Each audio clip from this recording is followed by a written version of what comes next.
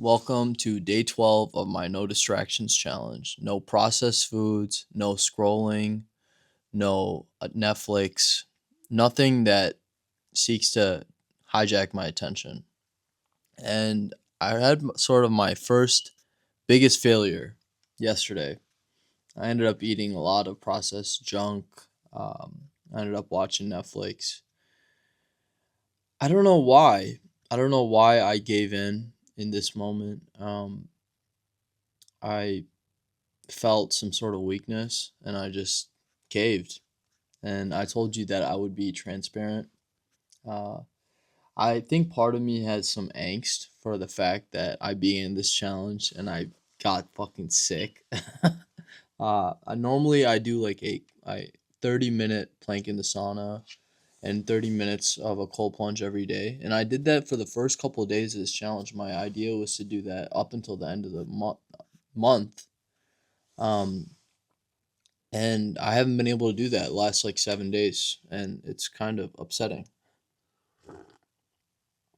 But regardless, I'm going to try to finish it out with what I'm able to, and hopefully the sickness um, subsides in the next couple days. And I was feeling better, and then I sort of got the sniffles again. I was like, motherfucker, I have not gotten sick like this in so long. And how do I feel after? Because that's very important to kind of be receptive to the data of how I actually feel. I definitely feel a drop in clarity. I definitely feel a drop in cognition in terms of thinking about ideas, even articulating, even finding the right words. I feel a little bit of slowness in that regard, but it's nothing that toppled all the momentum that I've built completely. But yeah, where am I at?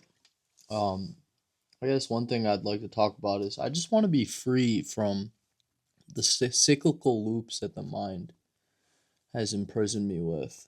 I want to be free of the cyclical thought of, oh man, my growth on Instagram, TikTok, wherever, like online is not so quick. That is just a loop that a new loop that I've entered into, and when I'm in a very low, like a low inflamed from a body perspective state, or and also my mind is working properly and I'm pursuing knowledge.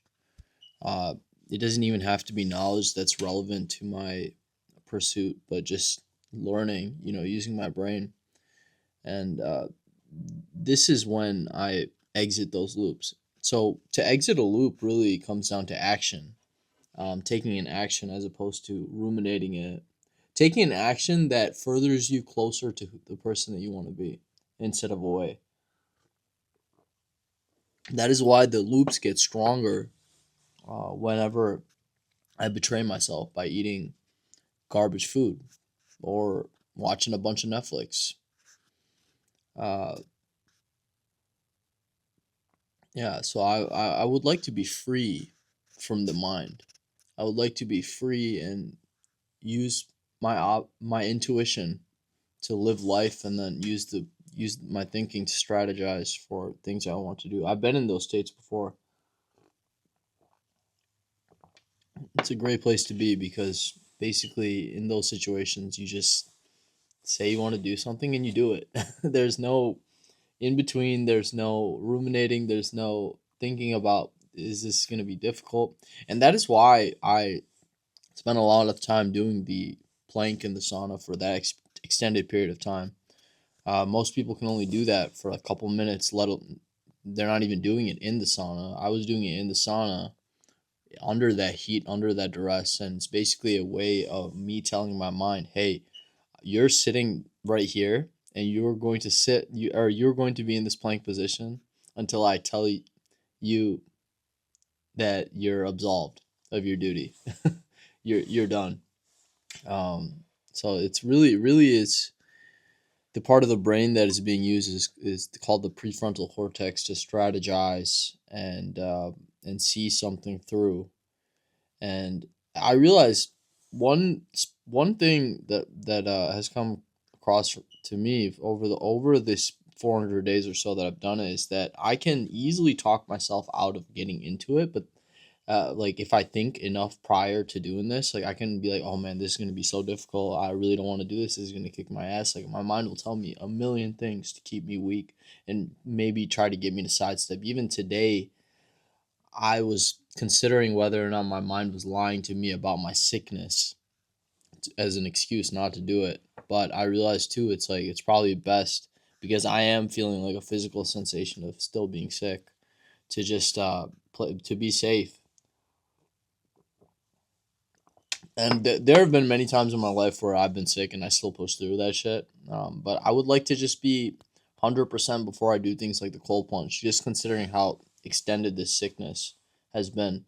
The first couple of days I was feeling sick and I still did the cold plunge and it just didn't pan out well. Like the mornings were like really it's just difficult to get up because of how sick I was. Um, so when we are stuck in these negative thought loops of just thinking, oh, like just some examples could be, oh, how do I look? Do I feel bloated? Do I sound awkward? Do I, what does that person think of me? Or even a thought loop could be you having a conversation with someone and kind of breaking down the conversation to make sure you sound like you knew you were talking about. It's just these things are really irrelevant and illogical for us to continue to fixate on because you just don't remember it even days down the line. I'm not even talking about years later. There's no way you'll remember a simple thing like that. But days on the line, you just don't remember it. It's almost like your mind just needs to go to work. Um, it just if you're not, so you might as well put it to work to do something that furthers who you are or furthers towards your ambition, as opposed to let it like mindlessly run around like doing nothing really. Like there's no point. You need to ruminate on it or think about a conversation after you having it and like analyze and dissect every single thing you said. Even if you said something dumb, it's not like the other person is probably doing the same thing you're doing. They're in the same loop that you are, thinking about what they said, and neither of you are both are going to remember it. Um, and for a period of time, I guess another thing is I was watching this one other creator. I'm not gonna drop her name or anything. I mean, I guess I could, but I'm just not going to.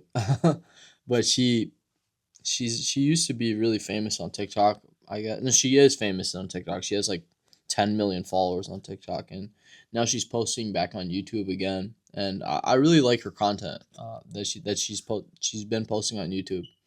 It's like I've seen some of her older videos just because I was curious about her as a person, and they're more so like your TikTok like your typical stereotypical TikTok girl. I don't want to box all of them in together, but very reminiscent of that sort of the dances and just the voiceovers and whatnot. But she's dropped a couple videos on YouTube. The first one was about meditation. She took like a huge break from her YouTube, a few years.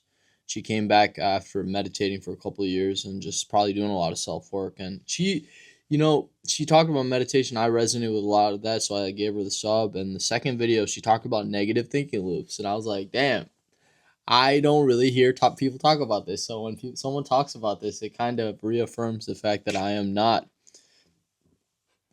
completely out of left field. I feel like people that end up meditating for extended periods of time realize this about their thoughts because they start to observe their thoughts more. They start to observe their thinking more and realize how kind of useless it is. Like it's not even when I say thought, you might think like thought as in coherent. Oh, I don't like myself when I say negative thinking loop, but it could even just be like randomness. Like sometimes when I'm meditating, I will just be having small snapshots or playthroughs of the previous day or like a certain situation, even if it's a good situation. My mind does that too. It's just like it's just so powerful that it just continues to like rerun. It's like a rerun of Friends, except it's my previous day, and that's just like not necessary. It's just not necessary. Like that like I know it's hard not to do that, but the more I practice not doing it, and the more I practice keeping my mind still as opposed to letting it run around, um, the better I got at that. The better I got at realizing if I was in one, and also just like exiting it immediately without any effort, and getting back to what I was pursuing, what I wanted to do. And that brings me to another realization is that um, to really truly feel most fulfilled, like for a period of time I was thinking that the biggest thing would be to show love to others was one of the very most important things. But one of the things I forgot is pursuing knowledge, like even if it's not knowledge that's per se useful right now at this certain moment to me, like I need to be pursuing things that I'm interested in intellectually. That could be learning a language, that could be just learning about some, like reading books that are kind of taking me out of my comfort zone.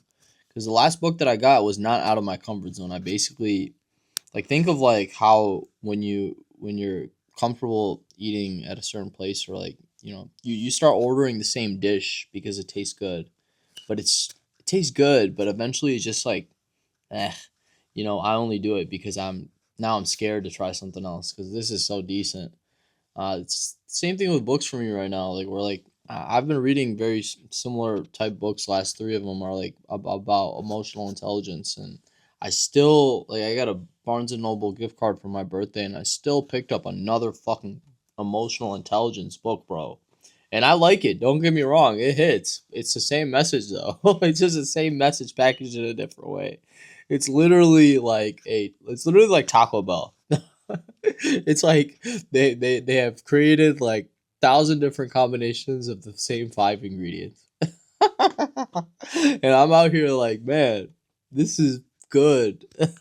This, but I don't want to have the illusion that I'm actually learning or doing something. Like, I want to be able to, like, the more I conquer my fear of new information, new conversation, new things that my mind tells me is not, is, that might be too much for you. The more I conquer is the more I fulfilled I am, the more happy I am, in general, the more powerful I feel in myself.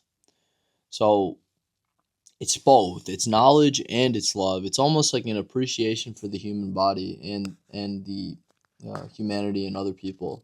Like, you need to have both. You need to, like, for me, I realize,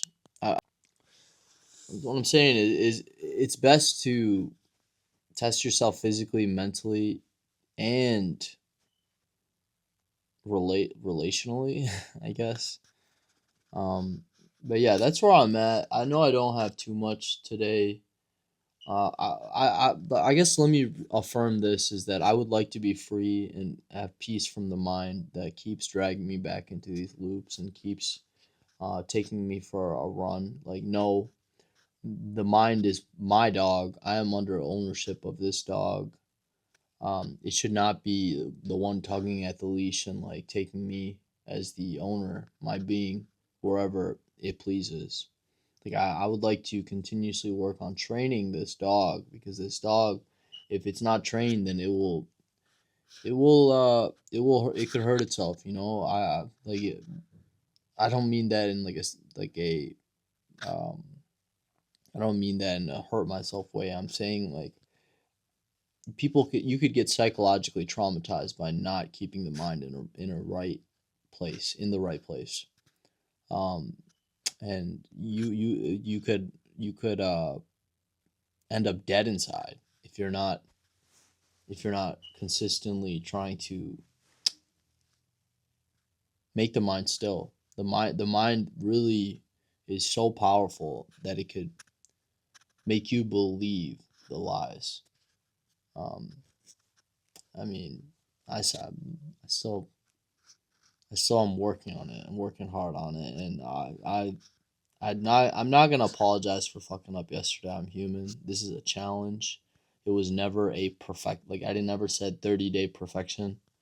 Um, it just means I'm gonna keep going. Thank you guys.